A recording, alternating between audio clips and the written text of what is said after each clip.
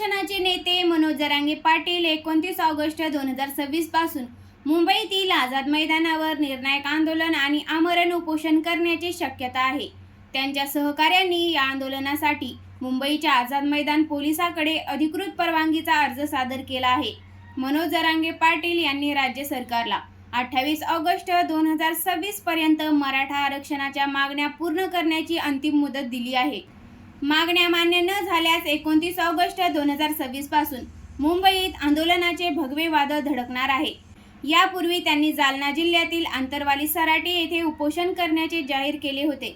मात्र राज्यभरातील 70% मराठा बांधवांनी आंदोलन मुंबईतच करण्याची इच्छा व्यक्त केल्याने आता मुंबईतील आझाद मैदानावर आंदोलनाची तयारी सुरू करण्यात आली आहे। त्यांनी समाज बांधवांना कधीही कोणताही निर्णय होऊ शकतो, गनिमी कावा केला जाईल असा सूचक इशारा दिला आहे। जर सरकारने मुंबईत रोखण्याचा प्रयत्न केला तर आंदोलनाची पुढची दिशा थेट मुख्यमंत्र्याचे अधिकृत निवासस्थान वर्षा बंगला असेल असा इशारा त्यांनी दिला आहे। हे आंदोलन पूर्णपणे शांततापूर्ण आणि लोकशाही मार्गाने केले जाईल अशी खात्री जरांगे यांच्या प्रतिनिधींनी मुंबई पोलिसांना दिलेल्या अर्जात दिली आहे।